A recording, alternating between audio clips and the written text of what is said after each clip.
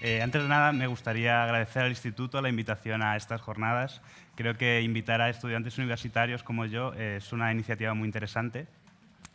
Yo me gradué en Ingeniería Informática por la Universidad Autónoma de Madrid este mismo año y durante los próximos minutos os voy a hablar de mi experiencia personal aplicando la gamificación a lo que fue mi proyecto de fin de grado. Esta presentación la he dividido en 4 puntos. Primero os voy a hablar de la propuesta de este proyecto de final de grado y también una pequeña justificación y la motivación de la misma. Más tarde hablaré de la aplicación que desarrollé como parte de este mismo proyecto. Después veremos qué sucedió cuando usuarios reales interactuaron con esta aplicación, cuando fue publicada, y qué resultados obtuve. Y para terminar, ya unas reflexiones que he hecho sobre este proyecto a posteriori, que espero que sean útiles para, no solo para la gente que quiere aplicar gamificación a redes sociales, como es mi caso, sino a cualquier sistema de información, como pueden ser también las bibliotecas, ¿no? Entonces, bueno, para empezar, aquí tenemos la propuesta, el título de mi proyecto de fin de grado. Está bajo la tutela de mi profesor Alejandro Bellojín, que fue el que me propuso esto, y sé que es un título un poco largo. Es Desarrollo de un sistema de recogida de datos en Facebook aplicando gamificación. Como veis, gamificación era tan solo un elemento muy pequeño de todo el trabajo. Y para empezar, ¿qué es la recogida de datos y por qué nos puede llegar a interesar recoger datos de las redes sociales? Para contestar a esto, me gustaría hacer un pequeño mini sondeo. ¿Podéis levantar la mano los que uséis al menos una red social? Facebook, Twitter, Instagram. Vale, o sea, la mayoría, ¿no? Parece evidente que en la última década ha habido un boom en el uso de redes sociales y esto tiene una consecuencia directa y es que estas empresas que nos ofrecen los servicios de redes sociales cada vez almacenan más datos de sus usuarios. Normalmente para rentabilizar sus modelos de negocios vendiendo publicidad dirigida. ¿Y por qué nos pueden interesar estos datos o qué hay ahí de útil? Pues bien, en concreto, almacenan 2 tipos de datos que son muy interesantes. Los gustos de los usuarios y las relaciones entre usuarios.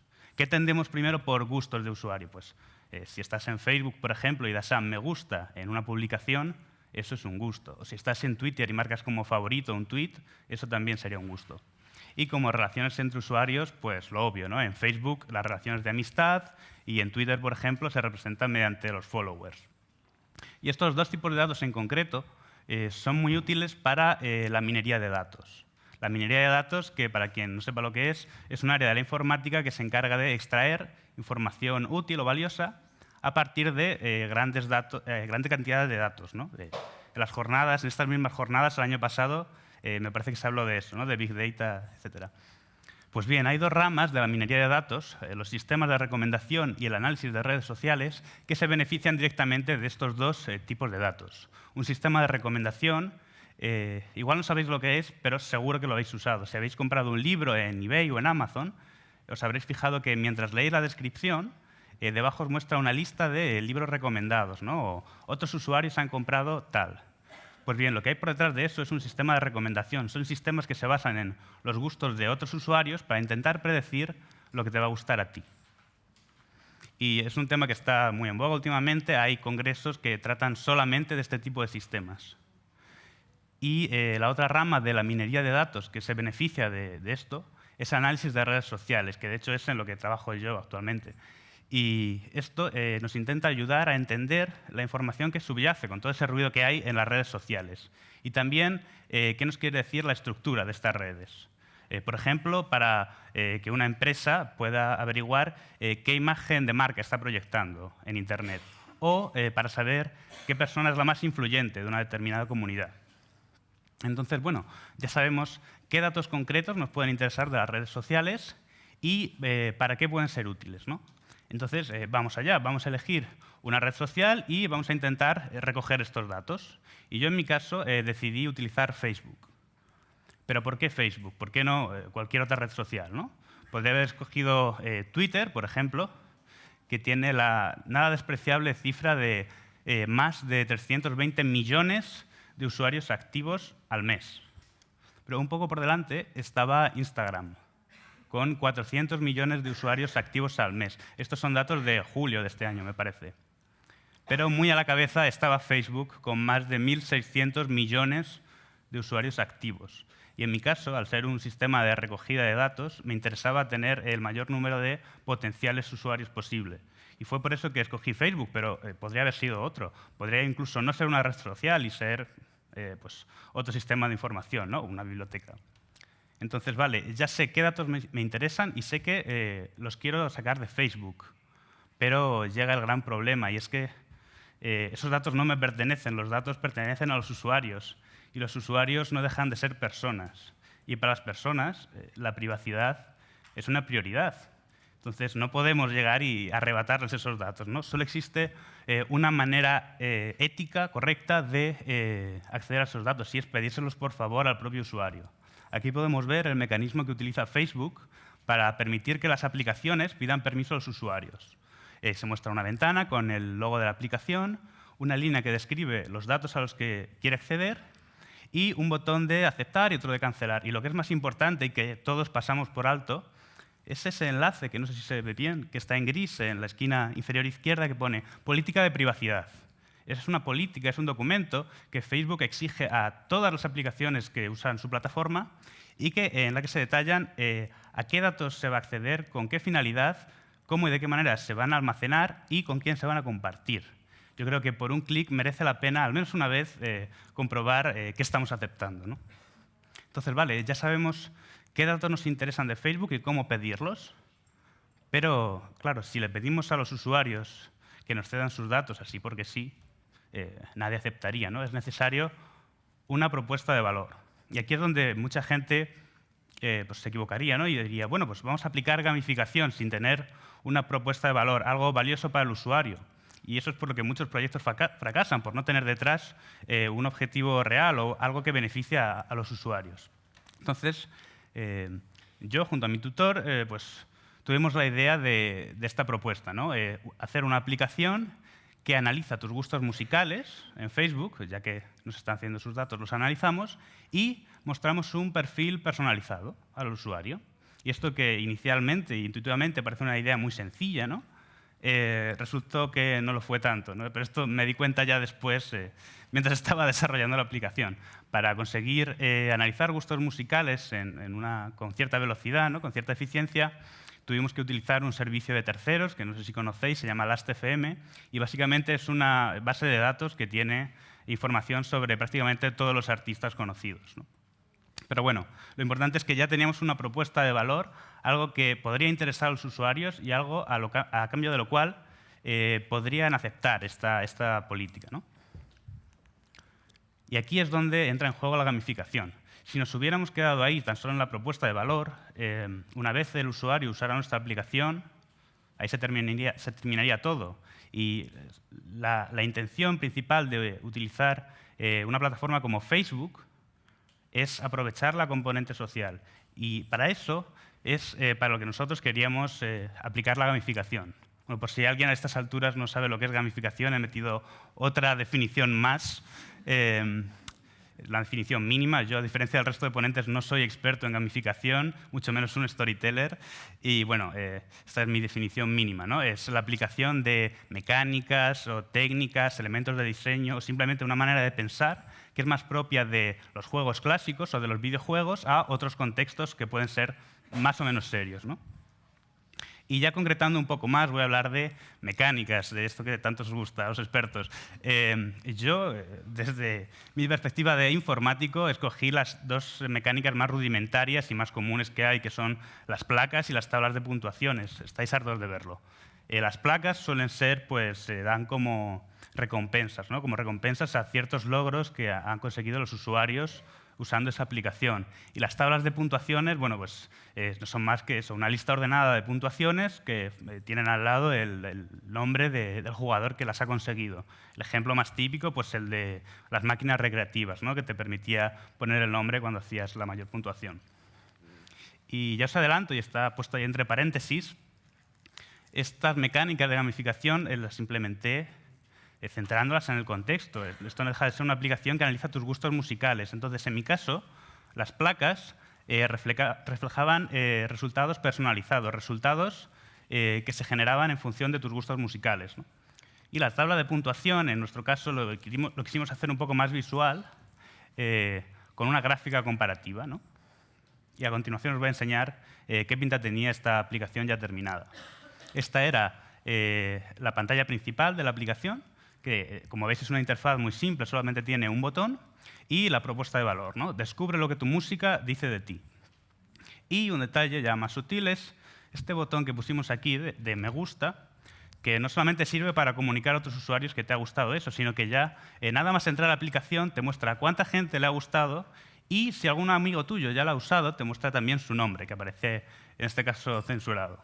Entonces, eso no deja de ser un aliciente más, una motivación más para que los usuarios utilicen nuestro sistema. Entonces, una vez el usuario hacía clic en empezar, se mostraba una ventana como la que hemos visto antes, ¿no? Que enumera a qué se quiere acceder. En mi caso era perfil público, la lista de amigos y los clics en me gusta, un enlace a la correspondiente política de privacidad en la que especificábamos que no se iba a almacenar información personal, los identificadores de usuario que pudieran hacer referencia a personas físicas no se almacenaban, era solo con fines de investigación. Y una vez el usuario aceptaba estas condiciones, la aplicación se descargaba sus gustos y los analizaba y podía mostrar unos resultados u otros. Un ejemplo sería este primero que veis ahí. Escuchas la misma música que una persona de 24 años. ¿Esto cómo lo hacíamos? Pues buscábamos fans de los grupos que a ti te gustan y promediábamos sus edades. Otro resultado posible que te podría salir es ¿te gustaría haber ido al concierto de 1990 cuando los Beatles sacaron su álbum Abbey Road? Esto lo buscábamos pues, buscando conciertos de grupos que te gustan que hubieran pasado hace mucho. Y en ciertos casos la aplicación pues, no podría saber realmente qué géneros te gustan, entonces también te podría mostrar algo como eres tan hipster que no pudimos determinar qué géneros te gustan. Y bueno, como veis, todo esto cumple dos funciones. Por un lado, estamos alimentando el estatus, el ego del usuario, ¿no? Estamos dándole algo que le da derecho a fardar. Y por eso hay un botón muy grande, muy resaltado de compartir. Ese botón lo que hace es coger ese resultado y publicarlo en el perfil público del usuario. Y a esto le dimos menos importancia, pusimos un enlace que pone cómo funciona. Y si el usuario hacía clic, mostraba una breve descripción de cómo estábamos calculando esos resultados. Y esto, en principio, no le dimos importancia, pero más tarde vamos a ver cómo sí era importante. Otro resultado que mostraba la aplicación era la gráfica comparativa. En nuestro caso, mostraba esta gráfica que veis aquí y cada barra representa la edad musical que ha calculado la aplicación para ti y para tus amigos que ya han usado la aplicación. Y entonces colocamos, con la misma intención que antes, un botón de invitar amigos para intentar incrementar la viralidad, intentar captar más usuarios para que utilicen nuestro sistema. Y ahora voy a pasar a hablar de qué sucedió cuando publiqué esta aplicación. En mayo de este año le paso el enlace a unos amigos míos y 25 personas acceden al mismo de forma directa, haciendo clic en el enlace.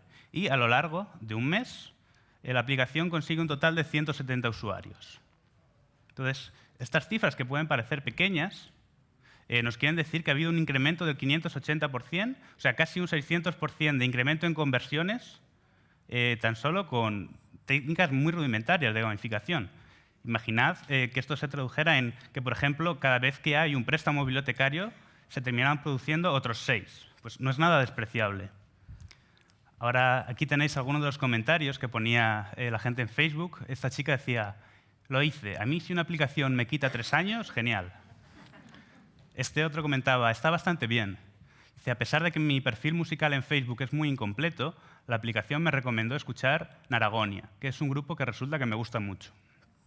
Entonces, la gente parecía que le estaba gustando esta propuesta de valor y que realmente era información útil para ellos. Y aquí tenemos algunas cifras de los datos que conseguimos recoger utilizando este sistema. Conseguimos datos, como ya he dicho, de 170 usuarios, entre los cuales había 258 relaciones de amistad. Almacenamos información sobre más de 34.000 gustos de estos usuarios y conseguimos también información de más de 34.000 artistas.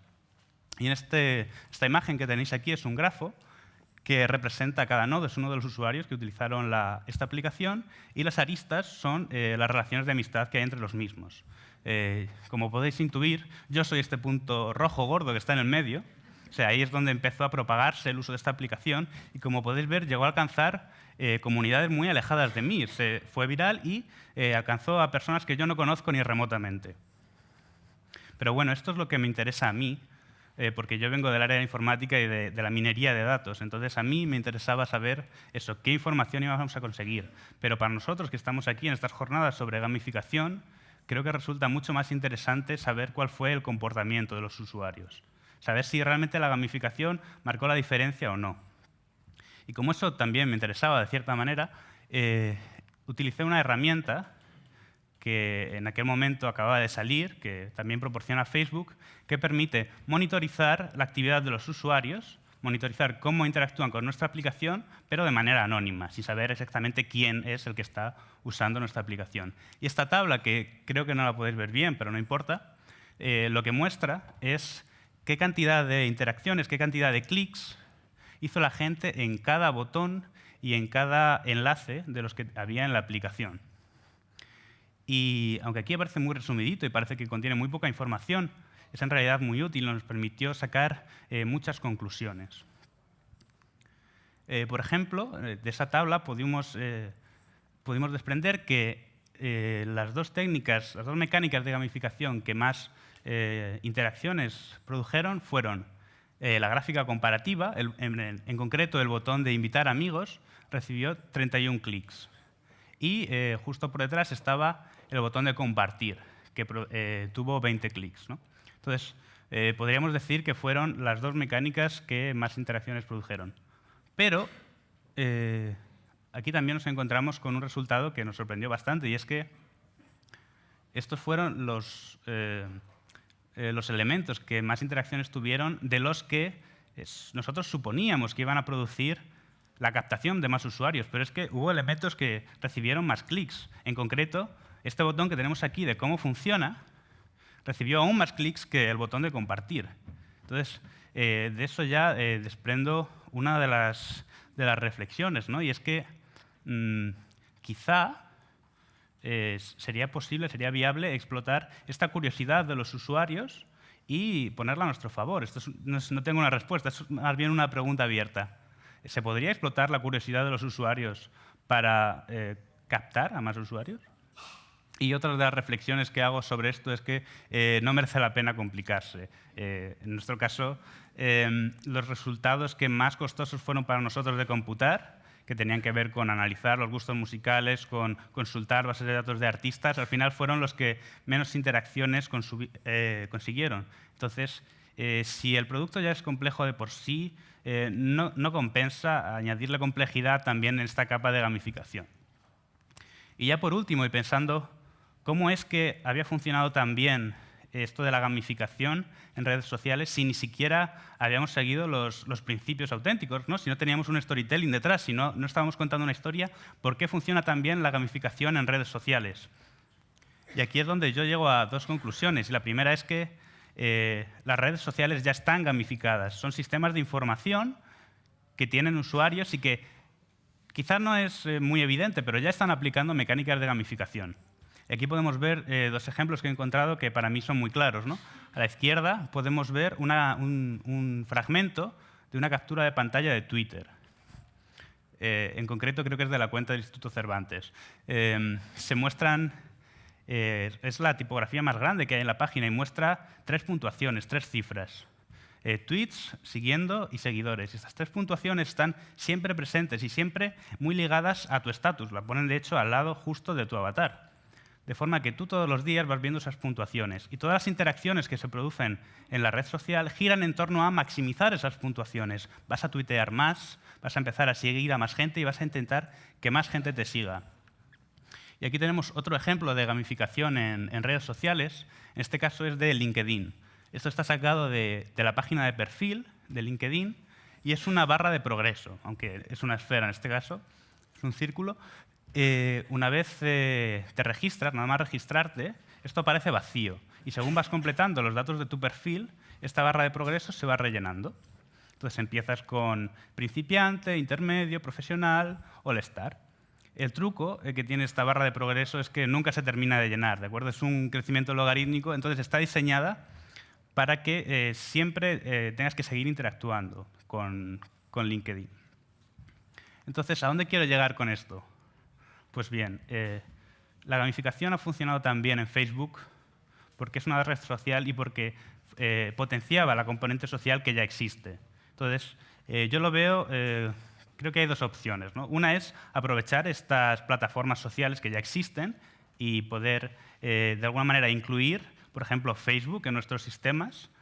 Y la otra es, si queremos aplicar la gamificación a las bibliotecas, intentar usar la gamificación para premiar la interacción entre usuarios dentro del sistema. No solamente el engagement, no solamente la relación que tiene el usuario con el sistema, sino las relaciones entre usuarios dentro del sistema.